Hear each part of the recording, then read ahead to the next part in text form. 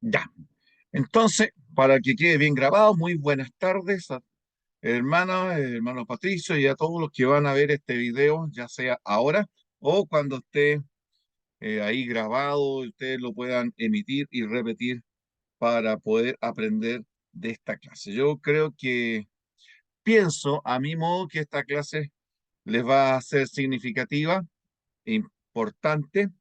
Hay un material que ha compartido el hermano Patricio que tiene que ver con Cristo, su encarnación y su preexistencia, un material riquísimo que vamos a sacarle el partido, exponiendo parte de ello y también que ustedes lo puedan leer y responder allí en sus formularios, en sus pruebas. Espero que algunos ya hayan entrado a sus formularios. Mañana se acaba el tiempo. Mañana, hermano Patricio, yo tengo la posibilidad de cerrar las recepciones ya mañana 21 y no recibo ninguno más.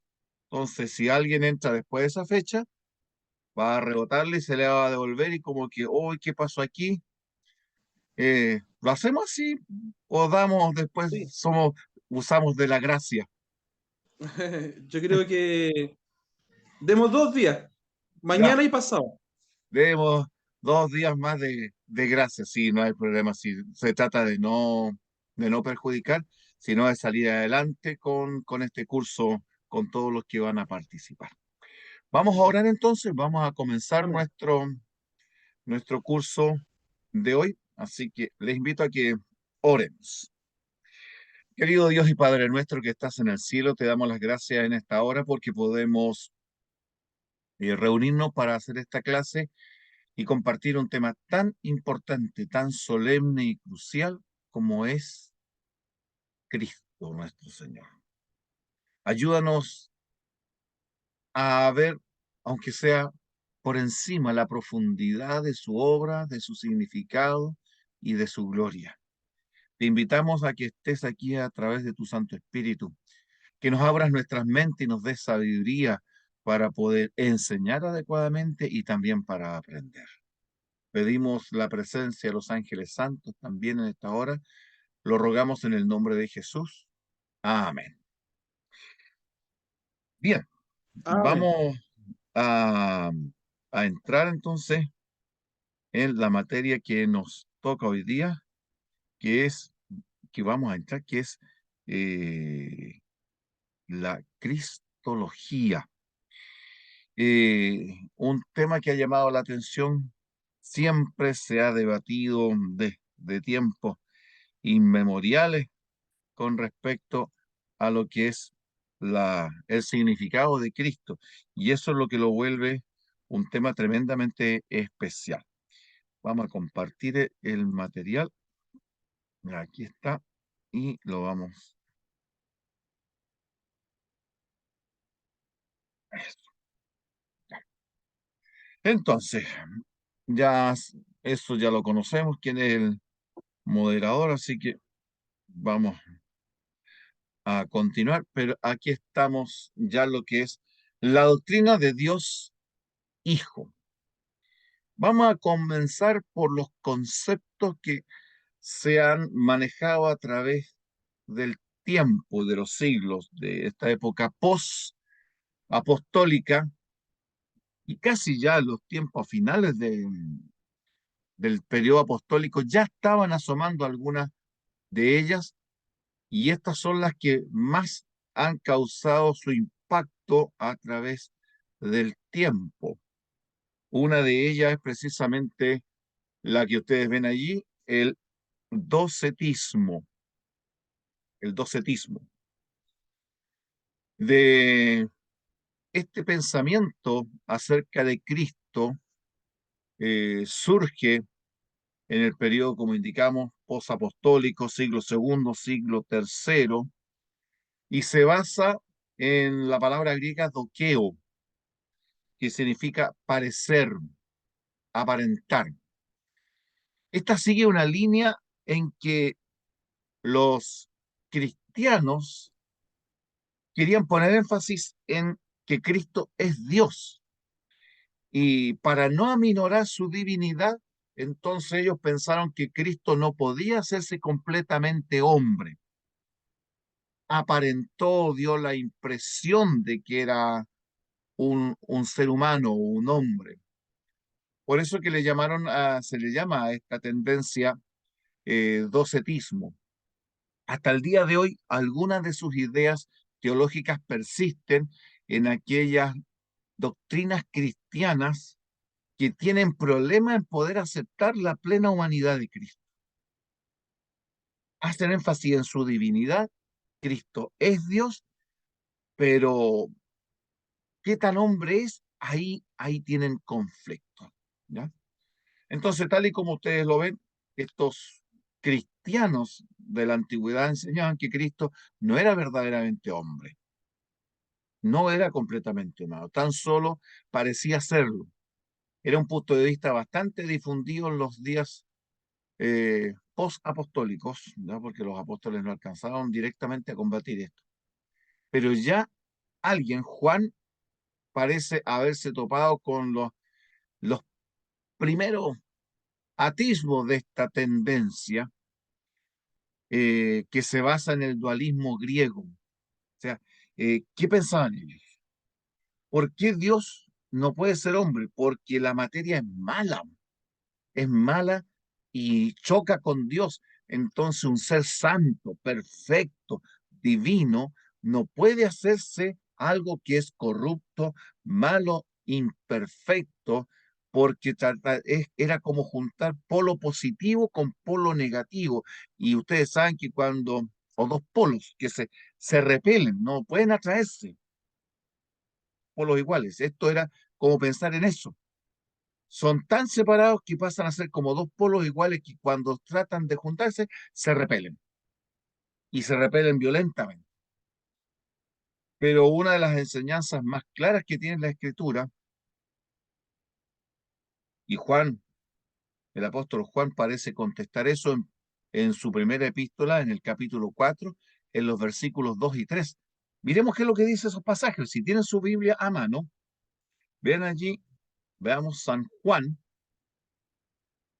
capítulo 1, versículos 4, capítulo 4, versículos 2 y 3. Quien lo tenga, por favor, si lo lee, se lo vamos a agradecer. Primera de Juan 4, versículos 2 y 3. Yo lo voy a también aquí buscar en mi Biblia.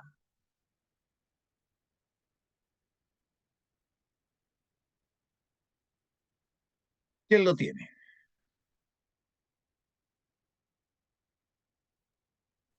Primero de Juan, ¿cuánto? 4, versículos 2 y 3. En esto conoced el Espíritu de Dios. Todo espíritu que confiesa que Jesucristo ha venido en carne es de Dios. Y todo espíritu que no confiesa que Jesucristo ha venido en carne no es de Dios.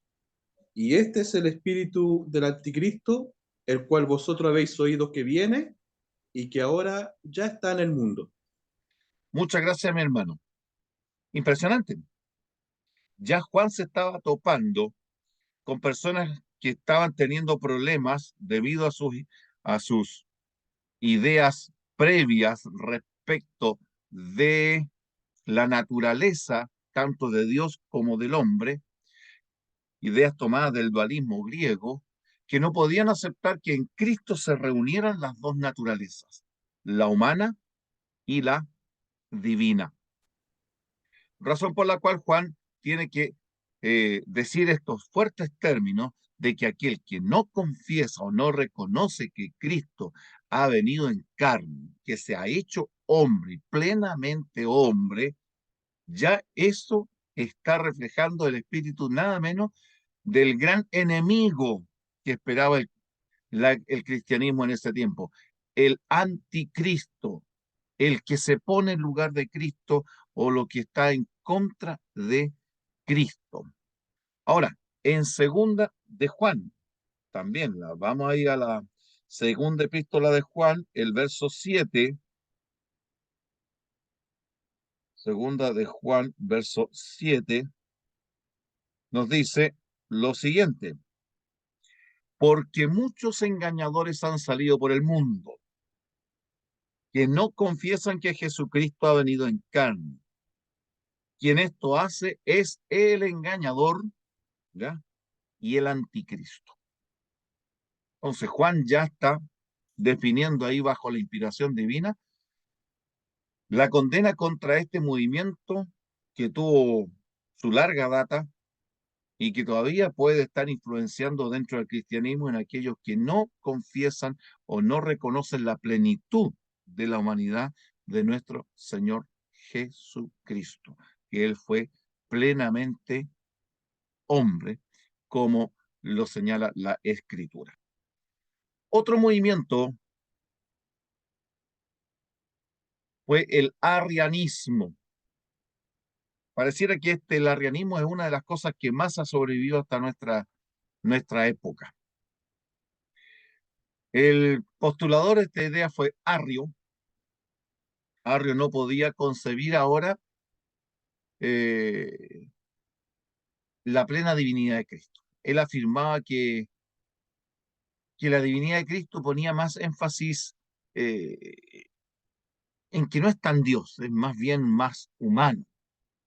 Sin embargo, lo hacía bien, de una manera bien particular. Esto se parece un poco a la doctrina que hoy día tienen, si me permiten usar la referencia, los hermanos testigos de Jehová, ¿ya? Eh, o sea, Cristo es Dios, pero no es exactamente igual a Dios Padre. Es diferente, es inferior a Dios Padre, es menos poderoso. Acuérdense que en esta teoría que maneja este grupo, dice que Jehová es todopoderoso, pero Jesús es poderoso nomás, poderoso. El todopoderoso es Dios Padre, Jesús es poderoso. Entonces, él era un gran predicador, por eso que su idea se hizo famoso. Estuvo en un lugar que marcó presencia e influencia, Alejandría, en Egipto, y, y dividió el cristianismo, tanto que tuvo que convocarse el primer concilio cristiano después de los apóstoles y después del concilio de Jerusalén. Y este concilio fue eh, el de Nicea, el año 325, con la presencia ahí del emperador Constantino, quien llamó a los cristianos de que debían poner rápidamente solución a esto porque le estaba dividiendo también su reino. Constantino estaba mirando también los intereses políticos. Él había visto en el cristianismo una, un movimiento, personas que le podían servir para mantener la unidad del imperio y resulta que se les estaban dividiendo los cristianos por un tema como el arrianismo sobre quién era Cristo. Así que convoca este concilio y dice, ya pónganse de acuerdo ligerito nomás porque yo no quiero aquí cristianos divididos ni peleados. Y surge aquí ¿ya? La, la figura de un cristiano que defendió la posición que se consideraba eh, ortodoxa o correcta, Atanasio. En el mismo concilio, Arrio, como era tremendo predicador, estaba convenciendo a la mayoría de los presbíteros y líderes cristianos de que Cristo realmente no era Dios. Y en una de las últimas intervenciones, antes de entrar a la sesión del concilio, se acercaron los amigos de Atanasio y le dijeron, Atanasio, no sigas insistiendo en tu idea, mira, ya la mayoría cree en la idea de Arrio. Es más, le dijeron, ¿no te das cuenta que estás luchando contra el mundo?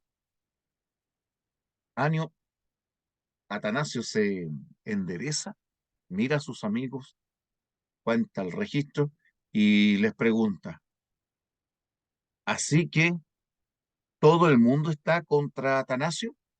Y los demás le dijeron, le asintieron con la cabeza, otros le dijeron, sí, todo el mundo está contra ti. Tomando una actitud casi como de valor, dijo, si el mundo está contra Atanasio, entonces Atanasio está contra el mundo. Salió al concilio, dio un discurso de tal convicción, fuerza bíblica, convicción y seguridad, que dio vuelta la inclinación del concilio y el concilio votó finalmente aceptar la plena divinidad de Cristo en ese concilio de Nicea. Y de ahí aparece lo que se llama el credo atanasiano, ¿no? Pero aquí tenemos este conflicto entre el arrianismo y el atanasianismo o el credo atanasiano. También con respecto a la divinidad de Cristo. Otro movimiento también conocido en aquella época y marcó presencia fue el monarquianismo, movimiento teológico también de los siglos segundo y tercero de la era cristiana, de tendencia docética, o sea, Cristo no era plenamente humano, que ponía énfasis en la divinidad del Hijo, minimizando también su humanidad, la cual consideraban una mera apariencia. Los monarquianistas, de la palabra griega monarquía, que significa gobierno de uno o de una sola persona, enfatizaban la unidad de Dios y la plena divinidad del Hijo, pero aseguraban que no existe diferencia entre estas dos personas. Llegaron a decir que el Padre y el Hijo eran una sola persona. La única diferencia entre estas personas de la deidad era meramente una sucesión de diversas operaciones que ellos explicaban o modalidades.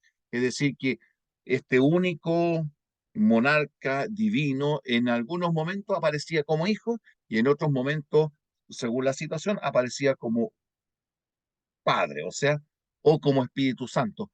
Modalidades, formas de aparecer de Dios, pero que en realidad no existía la Trinidad, esto niega la Trinidad, sino que había un solo Dios. Estos son los monarquianismo modalístico. Hoy día todavía existe esta tendencia. Hoy día hay cristianos que creen realmente que Dios aparece como Padre, o si no, también puede aparecer como el Hijo, o también como el Espíritu Santo, pero que en realidad son una y la misma persona.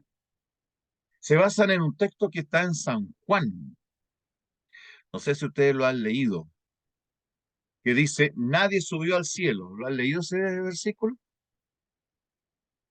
Sí, sino que dice, el Hijo del Hombre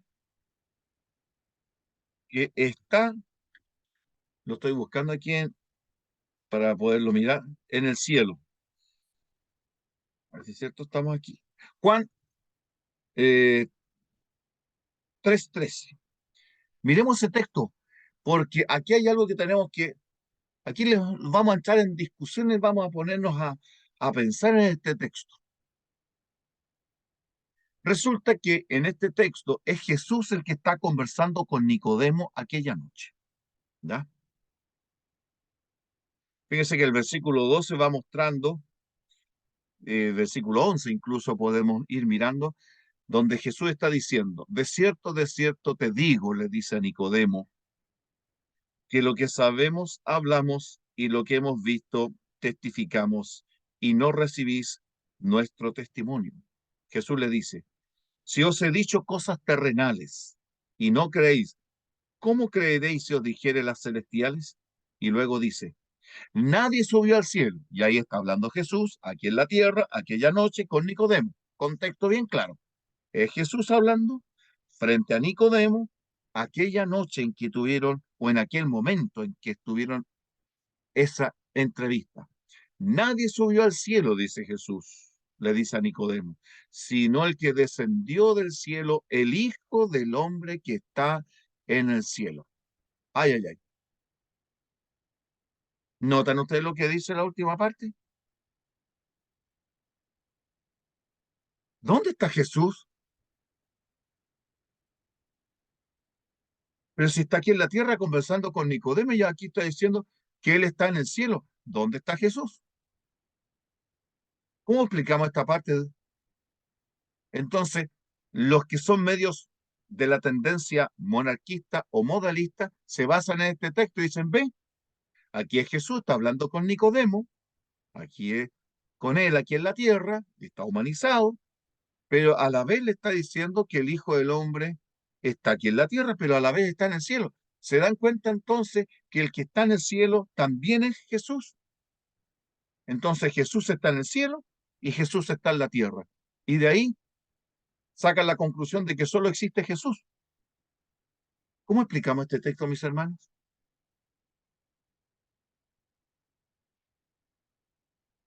Escucho sugerencias, escucho explicaciones.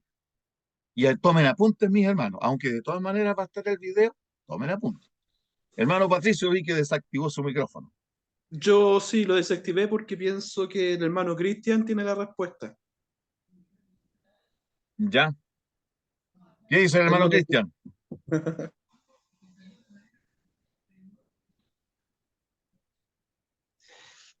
No, no sé si es una respuesta así tan clara ni tan categórica. Dice, nadie subió al cielo, sino el que descendió del cielo, el Hijo del Hombre, que está en el cielo. En este caso, el Señor Jesús tenía claridad de que en este caso, por lo que yo interpreto, por lo que yo puedo sacar, es que el punto es que Él está en plena conexión con su Padre. Él está en plena ¿Ya? conexión con su Padre. Es- él tiene claridad de que es el cielo, que es su Padre Celestial, que lo está siempre movilizando, lo está moviendo, lo está llevando. El Espíritu del Señor lo está guiando.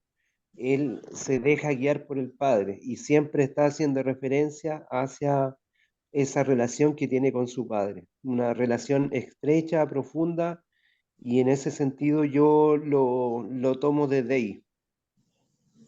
Ya.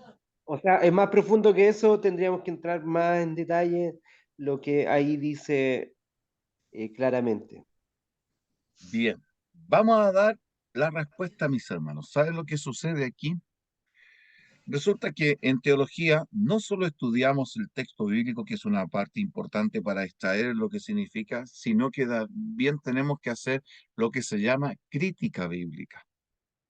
Dentro del estudio bíblico y la crítica bíblica está el estudio del texto bíblico, cómo se ha desarrollado a través del tiempo, qué ha sucedido con el texto bíblico. Y resulta que en este pasaje yo les voy a decir cómo dice el texto griego original. Y me van a decir ustedes si notan alguna diferencia al respecto. El texto original griego dice de la siguiente manera, y aquí lo tengo. Dice, nadie subió al cielo, sino el que descendió del cielo, el Hijo del Hombre. ¿Notan algo distinto? No está el que está en el cielo, puede ser un Exactamente. agregado. Exactamente, mis hermanos. Usted da la respuesta justa. La expresión que está en el cielo está, es una parte añadida en las traducciones en español, porque aparece en unos manuscritos muy posteriores. Los manuscritos de Juan más antiguos dicen exactamente como yo lo estoy leyendo. Incluso el texto oficial que tenemos para estudiar el griego lo dice tal cual como yo lo leo. Nadie subió al cielo, sino el que descendió del cielo, el Hijo del Hombre. pero en, en el aparato crítico, cuando se explica la autenticidad y la historia de este pasaje, dice que manuscritos posteriores, por allá del siglo cuarto y quinto, agregaron la frase que está en el cielo. Entonces, esos manuscritos influyeron a que la traducción Valera lo incluyera y se añadiera una frase que no es parte del texto original. Hermano Cristian. Bueno, yo a mi entender creo que como no está escrito en tiempo, digamos, actual de lo que está sucediendo, hay que recordar que Juan lo escribe a posterior. Entonces, él hace referencia que Cristo volvió al Padre, vuelve al cielo. Entonces, así lo entiendo yo también en ese sentido. Y lo otro, por lo que tengo entendido, hoy el hermano Patricio nos estuvo haciendo mención de que muchos de los escritos, y seguramente usted nos va a mencionar, los escritos que están ordenados en el Nuevo Testamento no están ordenados cronológicamente, sino que se hizo una correlación por la temática y la Ujú, profundidad de sí, los temas principalmente. Entonces creo, bueno, y por lo que yo tengo entendido, incluso Juan escribe incluso el Apocalipsis antes de escribir Juan. correcto. Entonces, cuando él hace mención de que está en el cielo y que pues, fue un agregado, es porque ya Juan tiene claridad que él vivió esa experiencia, él vivió la experiencia de ver el ascenso de Cristo hacia el Padre. Él estuvo en esa oportunidad, estuvo en esos 40 días seguramente con Jesucristo compartiendo antes de que él volviera al Padre. Sí, podríamos, hermano, podríamos aceptar esa explicación, pero hagámoslo más sencillo. Lo más sencillo es en la evidencia textual. La evidencia textual me dice que Juan no escribió esa parte del versículo. Entonces, ya no necesito entrar en explicaciones que son coherentes, son inteligentes como la que usted pone, porque por una razón muy sencilla. La expresión que está en el cielo no viene de la pluma del Espíritu Santo ni de la inspiración de él sobre Juan, sino que son de esos detalles que se dan en el Nuevo Testamento, que los tenemos plenamente identificados, de los cuales somos conscientes y que tenemos que, en su momento, al estudiar estos textos, explicar que esa parte del texto no aparece. Y de hecho van a encontrar ustedes versiones de la Biblia que así lo tienen. Y algunas hasta lo ponen entre corchetes, como entre paréntesis, y van a decir, esto no es parte del texto original o es una añadidura. Por lo tanto, no hay conflicto, pero para quienes no conocen esto ni profundizan en el tema, encuentran en este texto una razón para el modalismo. Hermano Patricio, Yo, yo estaba viendo que en, en, en el diccionario Strong aparece completa la frase, pero hay un detalle bien interesante, hermano, que lo que es que está en el cielo, esa frase que dice está, que es eimi en griego, eh, se traduce como es o existencia. Y la palabra cielo se traduce también como eternidad. Entonces, al ¿ya? leerlo en el original, uno podría entender que la frase quedaría así. Nadie subió al cielo, sino el que descendió del cielo, el Hijo del Hombre, el que es en la eternidad. Podría Y ser, no, pero ¿cuál es el detalle? Hay un solo pequeño gran detalle. Juan no escribió esa parte. No es parte del texto de Juan. Es una añadidura. Y cuando es añadidura, hermanos, es añadidura. No hay que, no hay que tratar de hacer inspirado algo que no es inspirado. No tratemos de poner en lo que es sagrado lo que no fue de la pluma de los escritores bíblicos. Y esta parte simplemente no está en los manuscritos antiguos más autoritativos. Y mientras más antiguo, y en esto hay que aprender, mis hermanos, mientras más antiguo un manuscrito, tiene más peso histórico, porque está más cerca de original. Y una variación textual generalmente empieza a aparecer siglos después.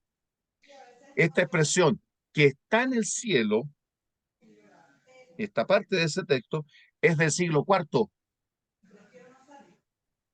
siglo V, y está en manuscritos menores, que no son de tanto peso, porque lo que son los manuscritos más antiguos y de mayor influencia, como son los Códice Vaticano, Códice Sinaítico, ¿ya? No tienen la expresión que está en el cielo. Y si no lo tienen, nuestra conclusión y lo que dice los especialistas, Bruce Metzger, que son autoridades en esto, es que este texto tenemos casi la seguridad, o esta parte casi la completa seguridad, que no es parte del texto original de Juan, como ocurre con otros hechos puntuales dentro del texto sagrado, ¿ya? Entonces Jesús dijo, nadie subió al cielo sino el que descendió del cielo, el Hijo del Hombre, punto. Y de ahí se salta Jesús al siguiente pasaje, ¿ya? Todo esto se dan cuenta de la importancia de estar estudiando y que hay que profundizar en estos temas. Por eso estudiar teología, mis hermanos. Porque la teología nos va dando un respaldo y mayor seguridad y profundidad en el conocimiento de la palabra de Dios. Avancemos en este concepto. Apolinarianismo. Apolinarianismo. Apolinario, también un líder cristiano. Este movimiento del siglo IV debió su nombre a quien ya mencionamos, su líder, y se basaba en la convicción de que en el ser humano el cuerpo y el alma y el espíritu existían de modo simultáneo, ¿ya? Pero en Cristo enseñaban, el movimiento apolinario, enseñaba que solo existía el cuerpo y el alma del hombre, pero faltaba el espíritu humano, el cual fue reemplazado por el logos divino. O sea, Cristo tenía cuerpo, alma, pero el espíritu que tenemos todos nosotros, ese fue reemplazado por el logos, que era como una esencia divina bajo el concepto griego de logos que tenían este movimiento apolinario. De allí que su humanidad no fue una humanidad completa, porque no tenía espíritu. Por lo tanto, no era plenamente hombre, porque si hubiera tenido espíritu, ahí tendríamos los tres elementos: espíritu, alma y cuerpo. Jesús no tenía espíritu. En lugar de espíritu estaba el logos, que eso era lo divino.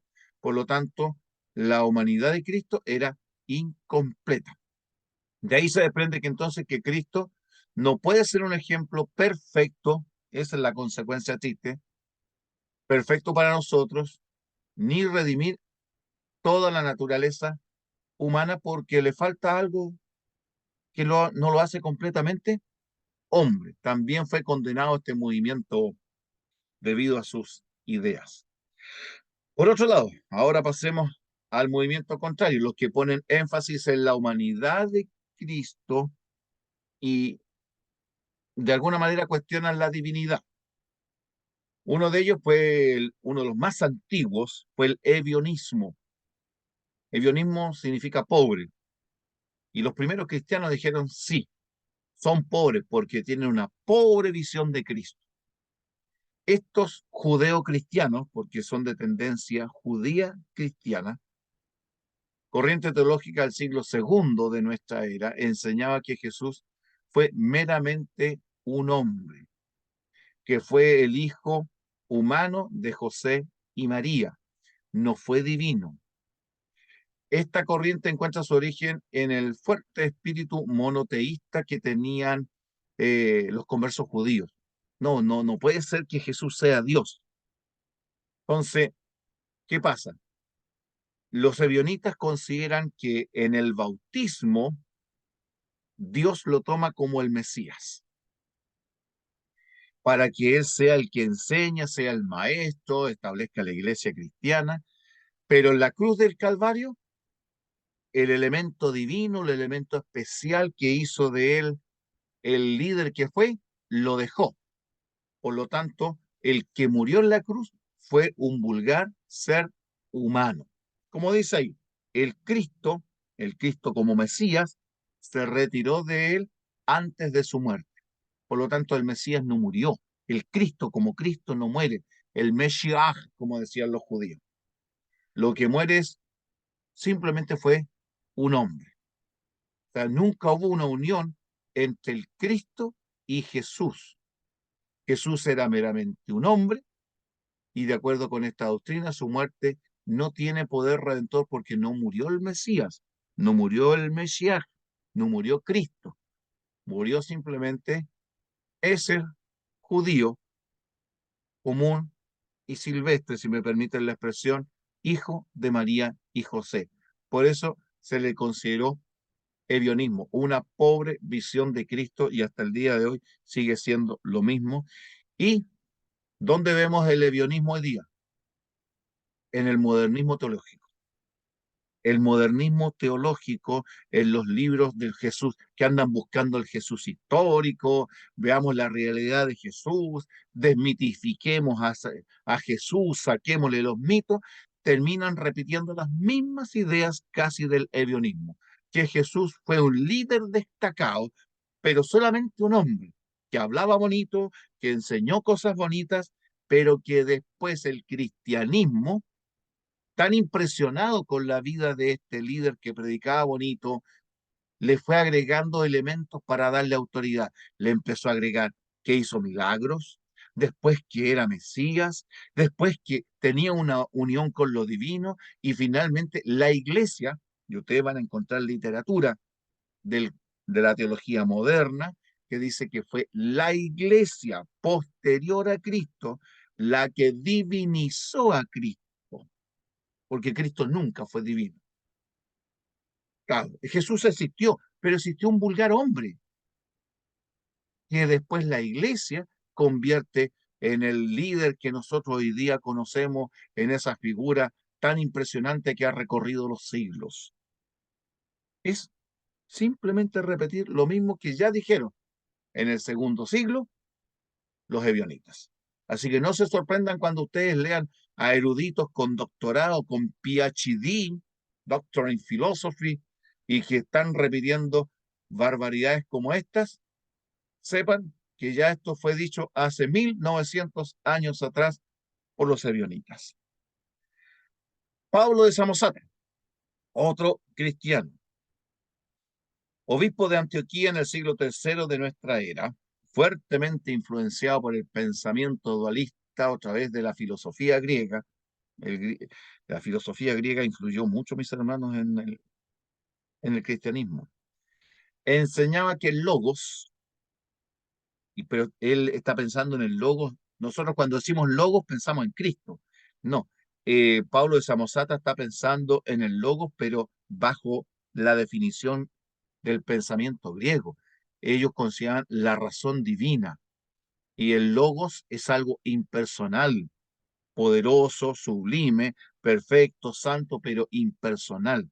Esa razón impersonal en un determinado momento descendió sobre Jesús, lo adoptó y progresivamente divino, lo cual él no era por naturaleza. El logos es algo que entró en Jesús. Generalmente dicen que el logos entró en el bautismo. Y ahí Jesús comenzó a ser recién ahí entre humano y divino. Por lo tanto, el Logos lo dotó de atributos divinos, haciéndolo así digno de honor, de alabanza, pero sin que llegara a ser plenamente Dios en el sentido pleno de la palabra, porque Dios está en el cielo, Dios es perfecto, y según el pensamiento griego no puede hacerse humano, no se puede mezclar con lo impuro, con lo carnal, con lo pecaminoso. Entonces, Esto siempre estuvo cuestionado.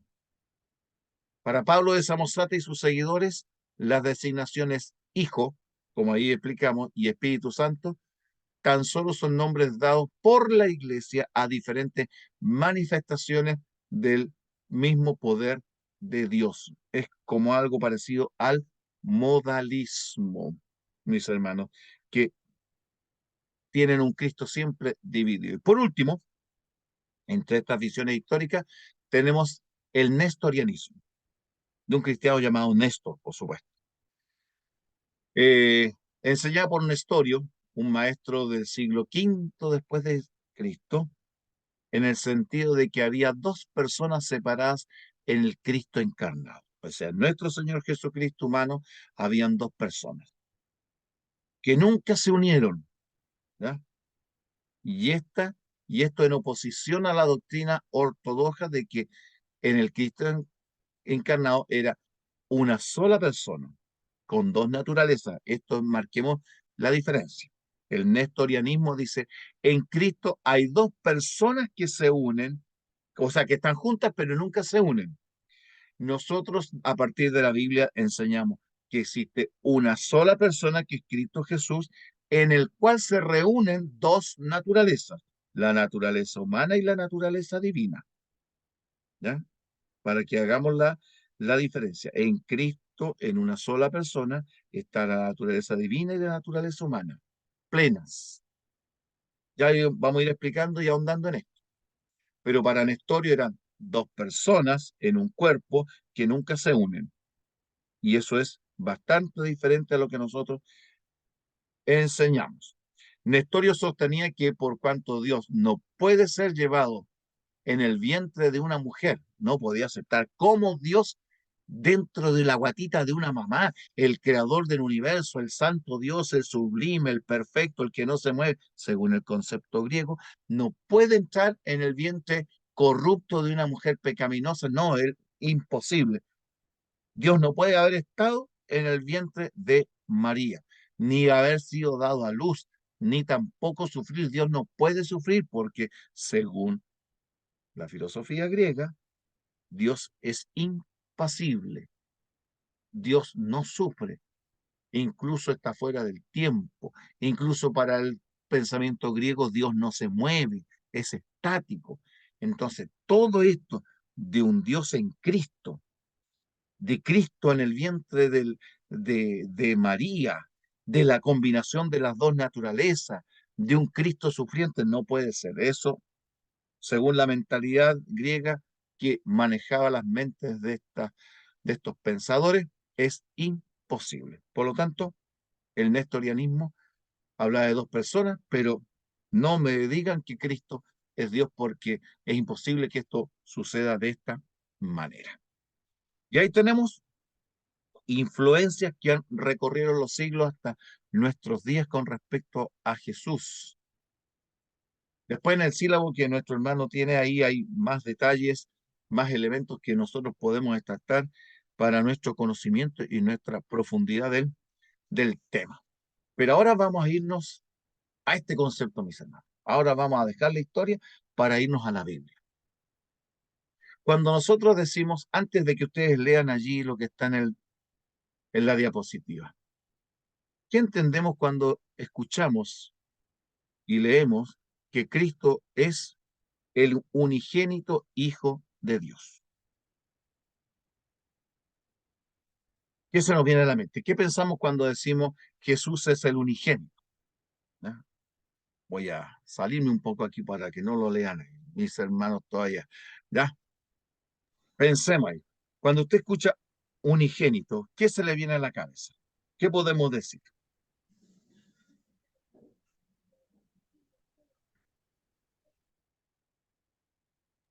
¿El único puede ser? Puede ser el único, ¿ya? ¿Qué más? Gracias, mi hermana.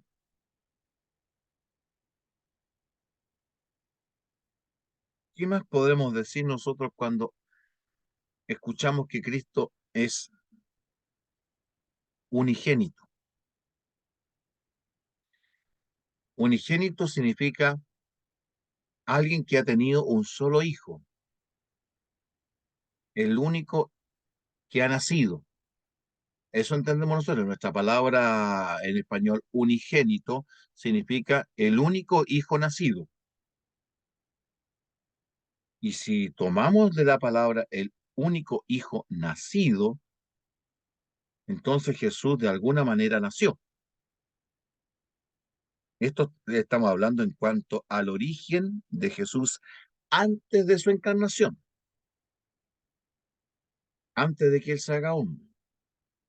Y esto es lo que vamos a mirar ahora del concepto que la Biblia nos da sobre Cristo, el monogenes.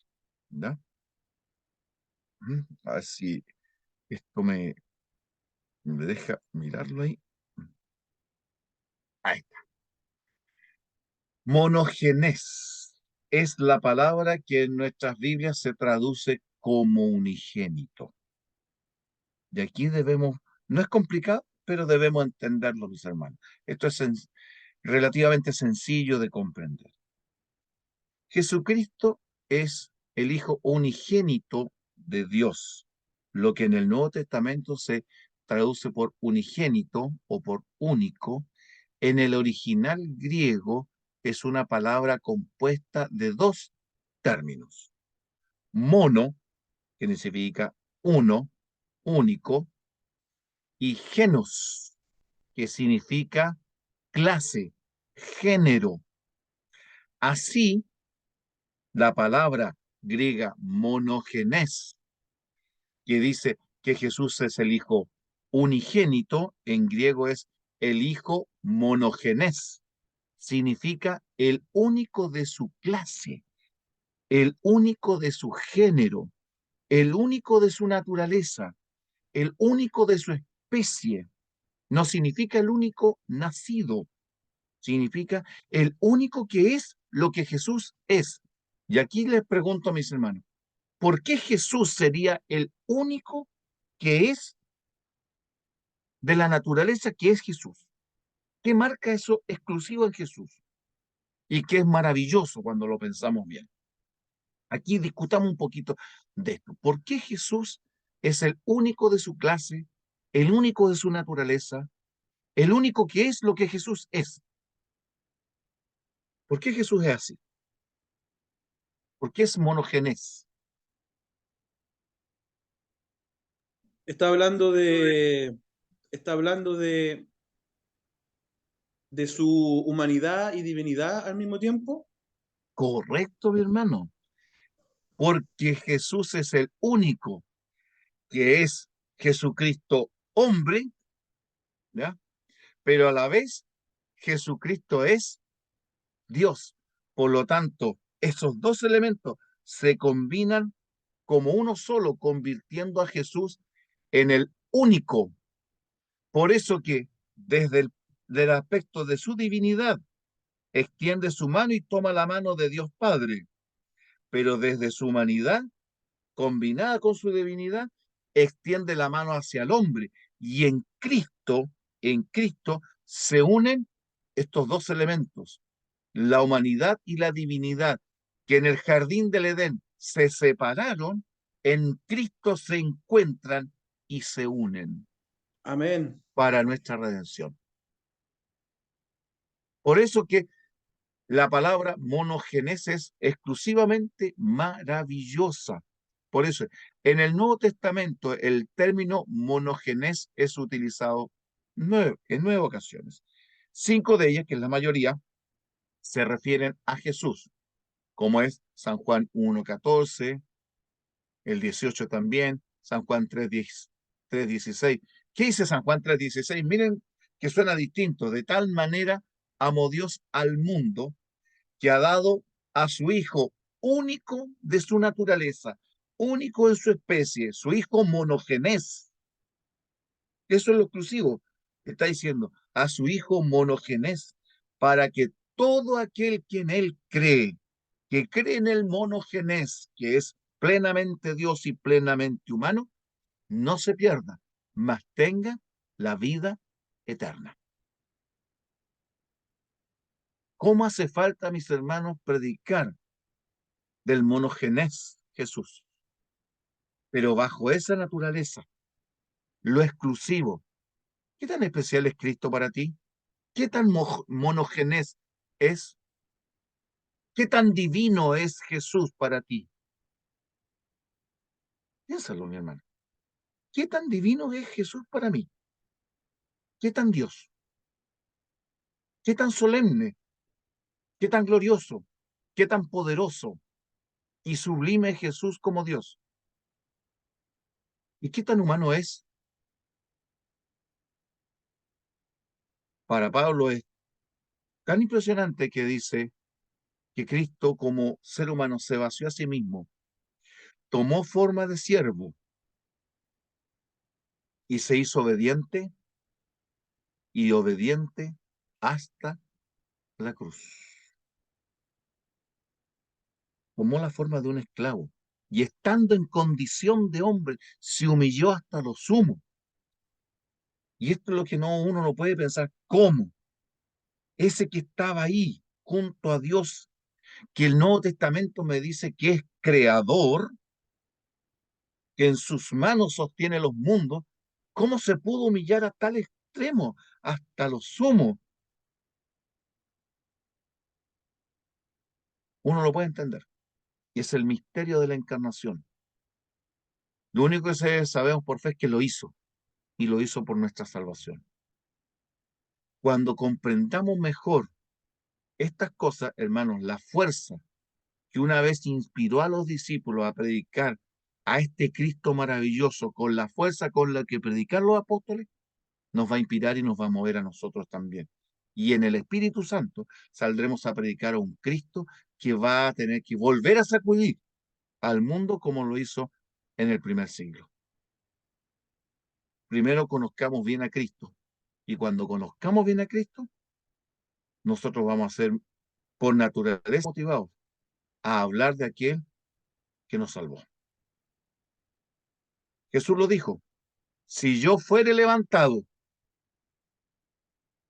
como Moisés levantó la serpiente en el desierto, ¿qué va a suceder? A todos atraeré a mí mismo. ¿Qué tan levantado está Cristo en mi vida? Es una buena pregunta. ¿Cómo yo puedo exaltar ante el mundo un Cristo que en mi corazón está por el suelo? Yo no voy a levantar ante el mundo a un Cristo más arriba de lo que esté levantado en mi propia corazón y en mi propia mente. Yo no voy a predicar un Cristo pleno y totalmente poderoso mientras yo no tenga primero ese concepto. Yo voy a predicar de Cristo lo que yo creo de Él. Y si yo Cristo en un Cristo a medias, eso es lo que predico, un Cristo a medias. Si para mí Cristo es un buen negocio, entonces yo voy a predicar un Cristo comercial.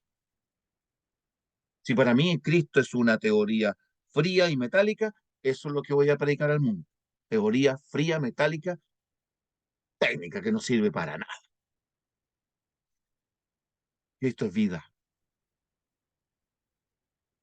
Yo soy el camino, la verdad y la vida. Nadie viene al Padre si no es por mí. Cristo es tu monogénesis. Perdón, repito, Cristo es tu monogénesis. Dios permita que así sea. Avancemos en este aspecto. Fíjense, concepto ahora que tiene la Biblia. ¿Por qué Jesús es monogénesis? Algunos datos. Jesús es único porque nadie nació como Él nació. Porque el santo ser que nacerá de ti sería la obra del Espíritu Santo. ¿No le dijo así el ángel a María? El Espíritu Santo vendrá sobre ti y el santo ser que nacerá de ti será llamado Hijo del Altísimo. Su nacimiento no es como los demás nacimientos, porque todos nacemos de un padre y de una madre, pero Jesús nace de una madre en quien descendió el Espíritu Santo. Dos, en su vida nadie vivió como Él vivió, sin pecado. Y Él lo dijo: ¿quién de vosotros me redarguye de pecado? ¿Quién? Una conciencia limpia de pecado puede hacer esa pregunta. Tercero, en su muerte, ninguna otra muerte tiene el poder salvador que la muerte de Cristo tiene. Muchos han muerto, pero no han salvado a nadie. Pero en Cristo su muerte es lo que permite que nosotros podamos vivir, porque Él resucitó. 5. Perdón, su resurrección. Nadie jamás se levantó de entre los muertos con tal poder. Resucitó Lázaro, resucitó el hijo de la viuda de Naín, resucitaron muchas personas antes de Jesús, pero ninguna resurrección permite la resurrección de todos los demás seres humanos que crean en Cristo como la de Cristo. En su misión, Él es el único Salvador al mundo. Sexto, su intercesión como mediador entre Dios y el hombre. Nadie tiene ese poder de poder acercar a Dios y al hombre en Cristo, en Él, para redención como Jesús lo hace. 7, la promesa de su reino y su regreso es otra razón para lo que es su exclusividad como unigénito. Avancemos, mis hermanos. Procotocos, el primogénito. Aquí también surge un problema. No, si Jesús es primogénito, por lo tanto, él, si es primogénito es porque es el primer hijo nacido. O sea, Jesús tiene que tener un origen, ¿no es que le llama a la Biblia primogénito? Pues bien, en las Sagradas Escrituras, Cristo también es llamado el primogénito de Dios en varias esferas. Pero este es un título mesiánico. No está hablando de la ontología del ser de Cristo, sino de la misión de Cristo. Como primogénito o prototocos tiene que ver con su misión, puede ser aplicado a varias esferas de la obra de Cristo. Y no está hablando del origen de Cristo, repito. El concepto primogénito tiene que ver con la misión de Cristo. En varias, la palabra original griega, prototokos, está compuesta de protos, que significa primero, o el más destacado, el que tiene el primer lugar, y de un derivado del verbo tikko, que significa nacer o dar a luz. El término es aplicado a Jesús 7 veces en el Nuevo Testamento y debe ser entendido en el marco mental de los semitas, de los hebreos. La casi totalidad de los autores del Nuevo Testamento que escribieron en lengua griega lo hicieron con esa mentalidad hebrea, pensando como judíos y no pensando como nosotros pensamos. En este sentido, cuando el Hijo de Dios se hizo hombre, llegando a ser hermano de todos nosotros, de los que aman a Dios, que son muchos, Él entonces es el primero, el principal, de entre todos los hijos de Dios que aman al Padre, que son hijos del Padre. ¿Quién tiene la preeminencia? Jesús. De todos los hijos de Dios, nadie, nadie, ningún ser humano ha permitido que en Él, que en Cristo, el Hijo de Dios, todos los demás recibamos la adopción y lleguemos a ser llamados hijos de Dios. Sin Cristo, ningún ser humano es hijo de Dios. Digan lo que digan, aunque ustedes se enojen conmigo. Sin Cristo no hay hijos de Dios. Es en Cristo que tú y yo y cualquier otro ser humano, no importa la época ni el tiempo, es que llega a ser hijo de Dios, en Cristo Jesús. De modo que Cristo, de todos los hijos, Él es el camino para llegar al Padre, por lo tanto, como hijo, tiene el primer lugar destacado, y le podemos llamar, claro, primogénito en ese sentido. 2. En su ministerio terrenal gustó la muerte. La revelación lo exalta también como el primogénito de entre los muertos. Y aquí viene una pregunta. ¿Jesús es el primero que resucitó? ¿Nunca antes había resucitado nadie antes de la resurrección de Cristo? Se supone que Moisés ya había resucitado. Resucitó Moisés. Jesús mismo, a quien resucitó, Lázaro, a Lázaro. ¿Y a Lázaro, cuál? sí. A Lázaro, al hijo de la viuda de Naín, Al y hijo a de la viuda. cuántos, al hijo de la viuda, y a cuántas varias personas que resucitaron. O sea, si se trata de quién es el primero que resucitó, Jesús no es el primero que resucita, porque Jesús mismo, antes de él, resucitó a varias personas. Moisés mismo resucitó. Por lo tanto, ¿cómo le podríamos llamar el primero que resucita como primogénito de entre los muertos? Si se tratara de orden cronológico, estamos perdidos. Pero aquí se le llama primogénito de los muertos porque sin la resurrección de Cristo, ¿habría resurrección de algún ser humano?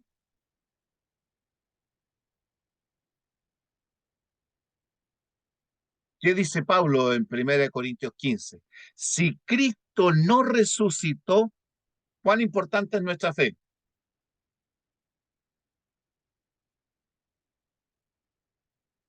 ¿Qué tan importante es? Sería ¿Verdad? vana. Como dice, vana es nuestra fe. Y es más, ¿qué dice?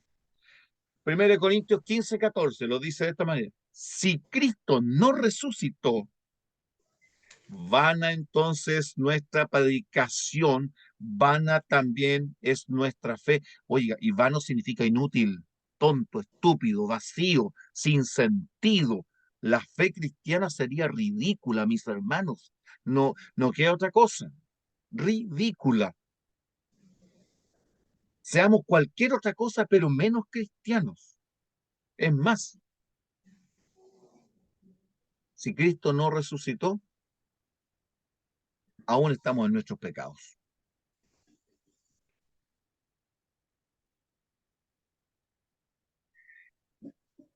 Fíjense, mis hermanos, que hay un libro de un autor de hace años, del año 70, que dice él, ¿por qué la resurrección de Cristo conmovió tan profundamente a los discípulos? Porque nadie había resucitado bajo las condiciones de lo que Cristo dijo que él era. La resurrección de Cristo fue una fuerza tan poderosa en tocar el corazón y la mente de los primeros discípulos por lo que él dijo. Jesús había dicho, yo soy el Mesías, yo soy el Salvador, yo soy el Rey de Israel. Es mucho lo que estaba en juego con respecto a lo que Jesús enseñó en su ministerio terrenal. Y no faltó el que dijo, son los desvaríos de un loco. Y si Cristo murió, podríamos pasarlo, decir como lo que dijeron los discípulos, camino de Maús. Ah, era un gran líder, siervo de Dios, pero esto ya pasó hace 3 días, él murió, fue bonito mientras duró y ya se murió Jesús. Y ahora cada uno de nosotros, los que una vez le seguimos por 3 años y medio, 4 años, no importa cuánto duró el ministerio de Cristo, ahora vamos a volver a nuestras vidas rutinarias y comunes, recordando que fue bonito haber conocido a este hombre, pero que al final era un soñador, porque murió. Pero la resurrección de Cristo lo cambió todo. No era un soñador, era el Salvador. Y fue un impacto tan grande en la vida de los discípulos que los unió como nada los había unido y los impulsó como nada los impulsó, porque la resurrección de Cristo es primogénita. ¿Qué posición y qué importancia tiene la resurrección de Cristo en tu vida, mi hermano? en mi iglesia, en mi teología, en mi misión? ¿Será la fuerza que me va a llevar a gritarle al mundo entero con convicción, con fe, con seguridad: Cristo ha resucitado? Y si a eso lo revestimos del poder del Espíritu Santo, la fuerza de los discípulos conquistó imperios, deshizo reinos, salvaron miles y millones. Y el Evangelio, con todos los impedimentos de la época del primer siglo, fue lo que abarcó a todo el mundo en ese primer siglo. Pablo lo dice: el Evangelio que es predicado en toda la creación había llegado a todo el mundo conocido. ¿Y qué fue lo que impulsó a esos discípulos antes tan temerosos? Imagínense Pedro que negó 3 veces a Cristo. Un Pedro que vio el agua y se hundió, pero después, ¿cómo enfrentó a las autoridades judías, a los reinos y a los hombres, y les predicó de un Cristo Salvador? Varones y hermanos, ¿qué haremos? Arrepentíos y conviértase cada uno de vosotros de sus pecados, para que vengan tiempos de refrigerio. ¿Qué cambió eso en Pedro? La resurrección de Cristo. Hermanos, a veces parece que en nuestra vida y en nuestra vida teológica todavía tenemos un Cristo en la tumba.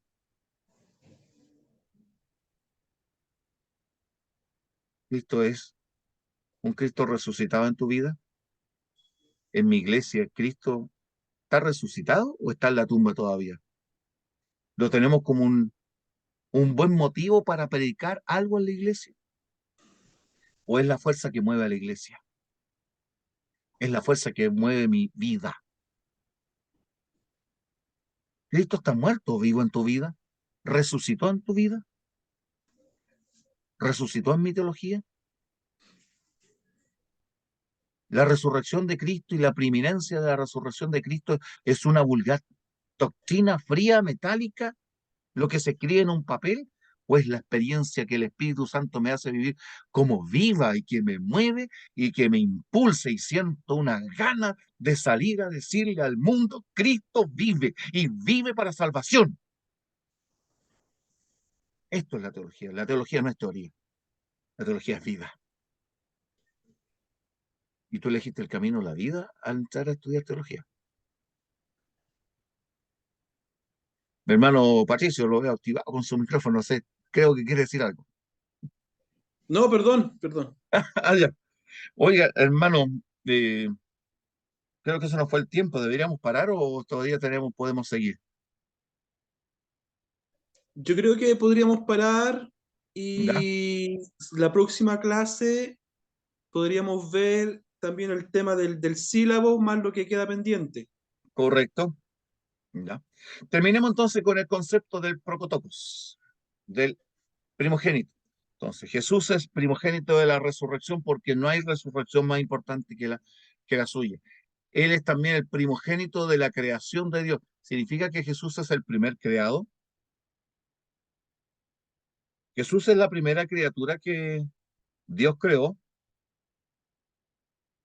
¿Cómo explicamos esto, mis hermanos? Hay hermanos, por ejemplo, los hermanos testigos de Jehová dicen que Jesús fue creado. Y si aquí dice que Cristo, y lo dice en 1 Colosenses 1:15, dice que Él es el primogénito de la creación. ¿Cómo respondemos a eso? Tenemos que comparar la Biblia con la Biblia.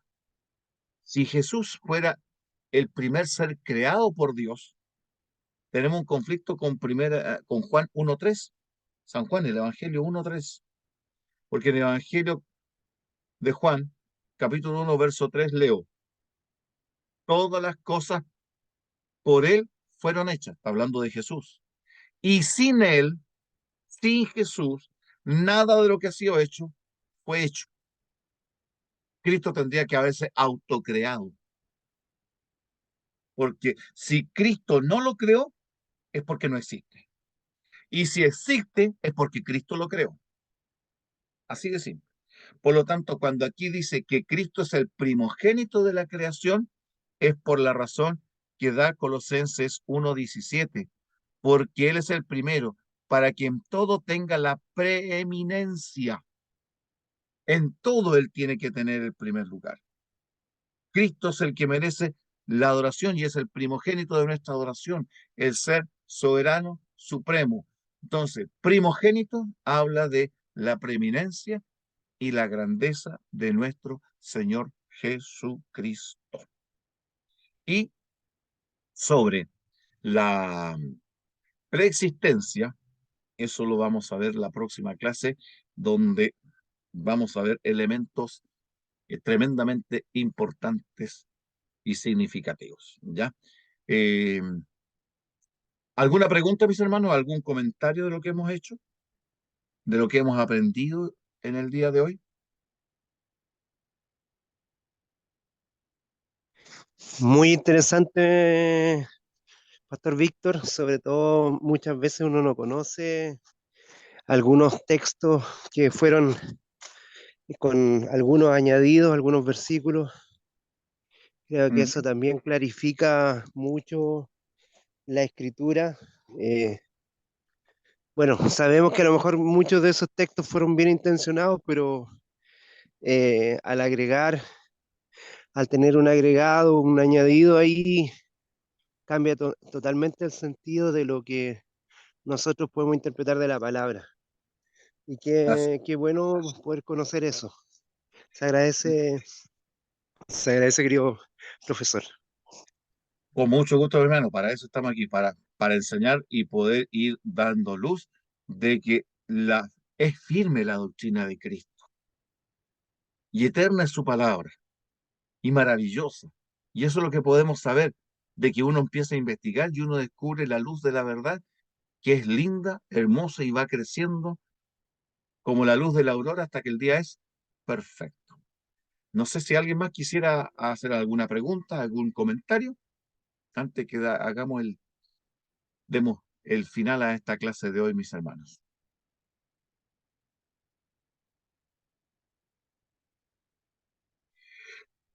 Bien, aparentemente no hay más, así que hermanos, ojalá que esta clase, mire, hablar de Cristo es difícil hablarlo en teoría. Uno se emociona y tiende, discúlpenme si en algún momento me emocioné con lo que dije, pero es algo que sale de lo que es sentir el significado de Cristo y lo crucial que sigue siendo. Sin Cristo no hay nada. Con Cristo es todo.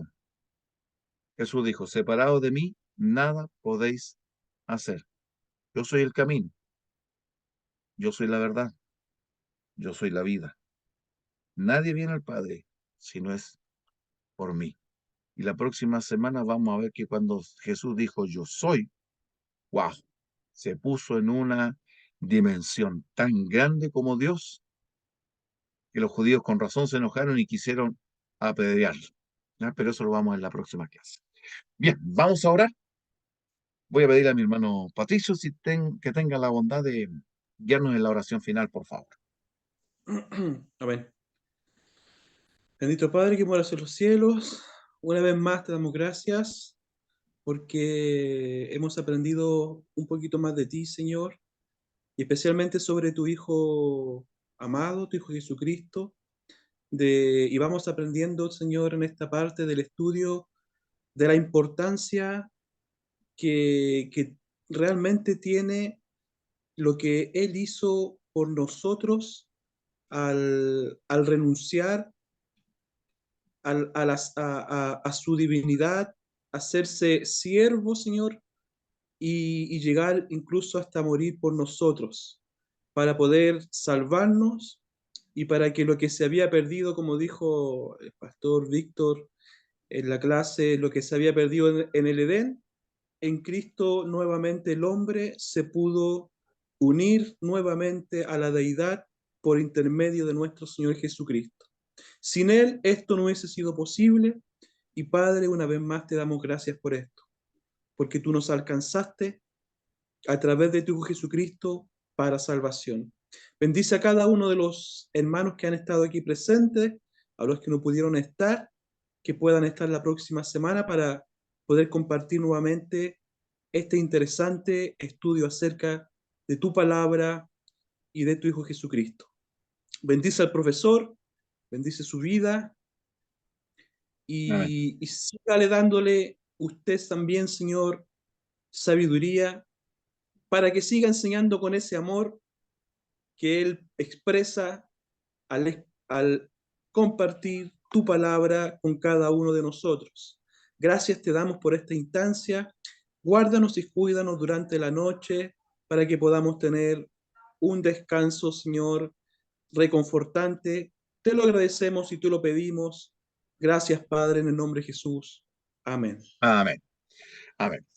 Bien, mis hermanos, muchas gracias por haber estado en esta clase. Que Dios les bendiga. Tengan una linda noche y una linda semana. Nos estamos viendo el próximo martes, si Dios así lo permite. Taito, muy buenas noches. Saludos para todos. Amén. Bendiciones. Bendiciones. Chau, chau. Gracias. Nos vemos. Gracias, profe. Chao, chao, chao. Bendiciones. Gracias igualmente.